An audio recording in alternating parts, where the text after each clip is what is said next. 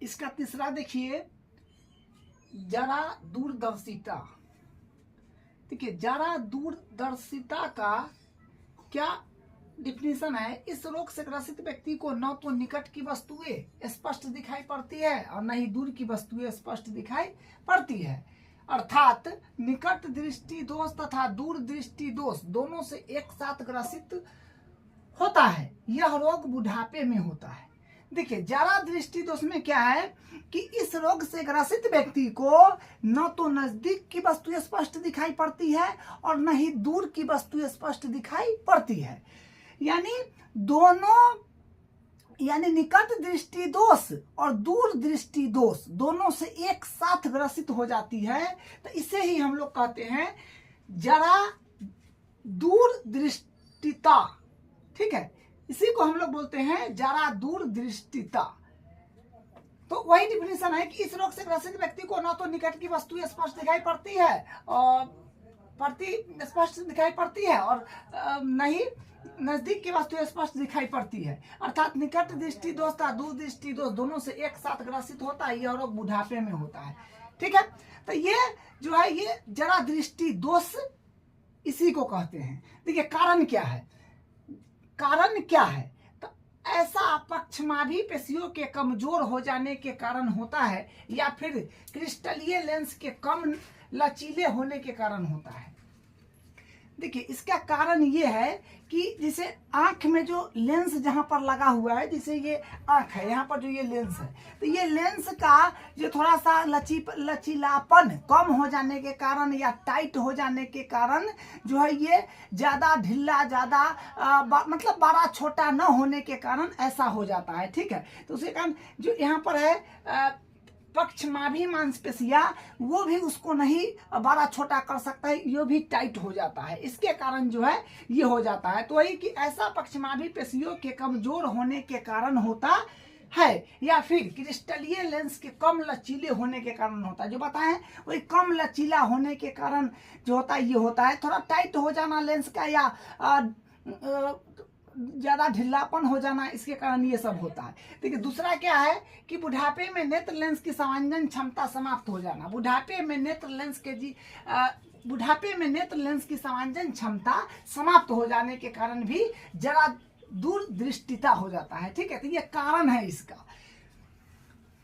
जैसे देखिए उपचार देखिए, उचित फोकस दूरी वाले द्विफोक्सी लेंस का प्रयोग चश्मे के रूप में किया जाता है। मतलब इसका उपचार भी तो होना चाहिए। अगर जरा दूरदर्शिता किसी व्यक्ति को हो गया है या वो व्यक्ति जरा दूरदर्शिता से ग्रसित है, तो उसका उपचार कैसे किया जाएगा? तो उसको द्विफोक्सी लेंस लगाया जाएगा। जैसे यहाँ पर हम डायग्राम बनाए हैं, डायग्राम में भी आएंगे। तो वही है पहला कि उचित फोकस दूरी वाले द्विफोक्सी लेंस का प्रयोग चश्मे के रूप में किया जाता है। ठीक है, तो देखिए ये चश्मा है। तो यहाँ पर क्या होता है कि ये देखिए, आप चश्मा देखे होइएगा, चश्मा की क्या है कि चश्मा में ये इस तरह का घुमा हुआ आपको दिखेगा, इस तरह का। ठीक है, इस तरह का। तो ये क्या है कि ये घुमा हुआ है, उसके नीचे होता है उत्तल लेंस जो प्रकाश किरण को एकत्रित करता है, और ये जो होता है ऊपर में अवतल लेंस जो प्रकाश किरण को फैलाता है।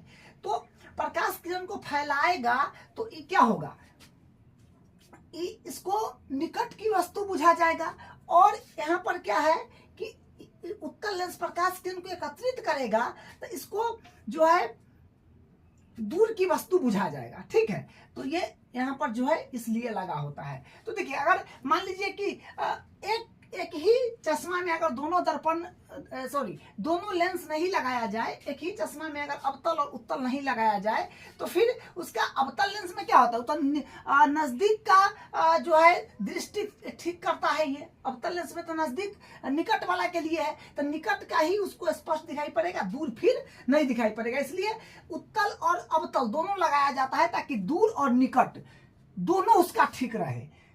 क्योंकि जरा दूर दृष्टिता में क्या होता है, निकट ग्रसित मतलब निकट दृष्टि दोष और दूर दृष्टि दोष दोनों हो जाता है एक साथ। तो इसके कारण उसको दोनों लेंस की आवश्यकता पड़ेगा।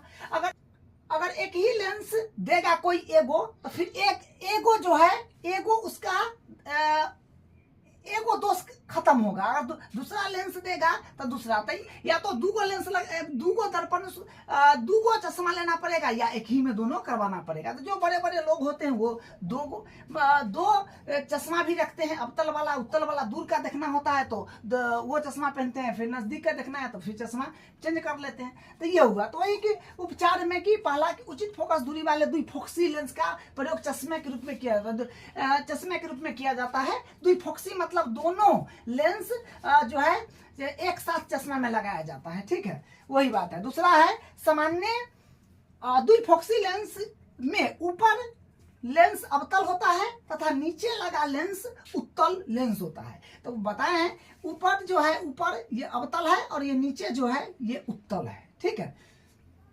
तो ये है आपका जरा दूरदृष्टिता। अब उसके बाद देखिए मोतियाबिंद क्या होता है। देखिए मोतियाबिंद का डिफिनेशन क्या है।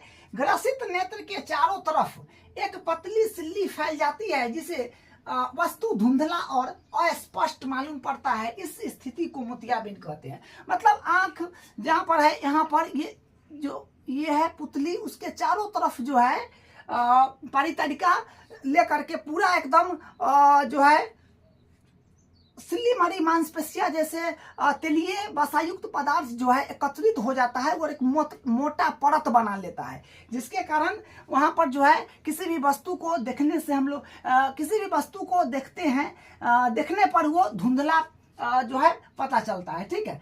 तो ये सब जो होता है ना, ये सब जो होता है ये 50 साल 60 साल के आयु की अवस्था में ये सब चीज होता है, ठीक है। और ये सब जो होता है ज्यादा अगर हम लोग कहीं जाते हैं आते हैं तो धूल कण जो जितना आंख में पड़ता है उसके कारण वो एक परत दर बचते बचते वहां पर एक 50-60 साल में जो है मोटा परत बन जाता है, ठीक है, जिसके कारण होता है। इसलिए कहा जाता है कि कहीं से आए तो कुछ देर के बाद ठंडा पानी इस पर मार लेना चाहिए और सूती कपड़ा से मल के साफ कर लेना चाहिए, थोड़ा हाथ मार देना चाहिए, ठीक है, कपड़ा लगा के।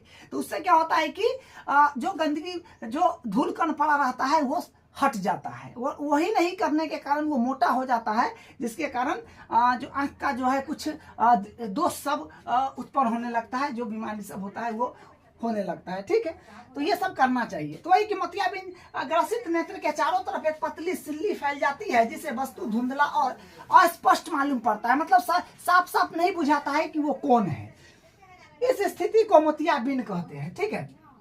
तो ये हुआ। अब देखिए कारण क्या है कि नेत्र के आगे वासा झिल्ली का इकट्ठा हो जाना। नेत्र के आगे जो है ये वासा झिल्ली, वासा धूलकण जो है तलीय पदार्थ ये सब यहाँ पर इकट्ठा हो जाता है। तो कुछ सालों में यहाँ मोटा बन जाता है परत, ठीक है। तो वही है कि नेत्र के आगे वासा झिल्ली का इकट्ठा हो जाना। कारण क्या है कि नेत्र के आगे वासा झिल्ली का इकट्ठा हो जाना। और उस देखिए इसका उपचार जो है, उपचार मतलब वो ठीक कैसे होगा, तो बस सिर्फ एक मात्र इसका उपचार है ऑपरेशन, ठीक है। इसका उपचार जो है ये ऑपरेशन है। तो ये मोतियाबिंद था। और एक वावना धाता है जिसको बोलते हैं कलर ब्लाइंडनेस, जिसको लाल और हरा पहचानने में दिक्कत होता है। मतलब लाल और हरा कलर करने में दिक्कत होता है, ठीक है, कलर को पहचानने में। तो वही वावना धाता कलर ब्लाइंडनेस। देखिए इस रोग से ग्रसित व्यक्ति लाल एवं हरा में जो है अंतर नहीं कर पाता है। यह अनुवांशिक रोग है। लेकिन हाँ ये जो है अनुवांशिक रोग है, पीढ़ी दर पीढ़ी चलने वाला रोग है। तो वावना धाता क्या है कि इस रोग से ग्रसित व्यक्ति लाल हरा में अंतर नहीं कर पाता है। यह अनुवांशिक रोग है जो पूर्वजों से चलते आ रहा है, वो है पीढ़ी दर पीढ़ी आने वाला रोग को हम लोग बोलते हैं अनुवांशिक रोग, ठीक है। कारण में कि पूर्वजों से प्राप्त त्रुटिपूर्ण शंकु को इसका हस्तांतरित होना, ठीक है। इसका कारण है कि पूर्वजों से प्राप्त त्रुटिपूर्ण को इसका हस्तांतरित होना और इसका उपचार। तो देखिए इसका उपचार क्या है, तो इसका कोई उपचार नहीं है। मतलब ये जो है अधिकतर रोग में है, तो इसका उपचार जो है क्योंकि अनुवांशिक रोग है तो इसका कोई उपचार नहीं है। देखिए एक है अबिंदुकता। तो अबिंदुकता क्या होता है, देखिए इस रोग से ग्रसित व्यक्ति को एक ही बिंदु से आने वाली क्षैतिज एवं उदग्र रेखाएं एक साथ दिखाई नहीं पड़ता है। फलता वस्तु धुंधला एवं अस्पष्ट मालूम पड़ता है। देखिए क्या है कि इस रोग से ग्रसित व्यक्ति को एक ही बिंदु से आने वाली क्षैतिज एवं उदग्र रेखाएं एक साथ दिखाई नहीं पड़ती है।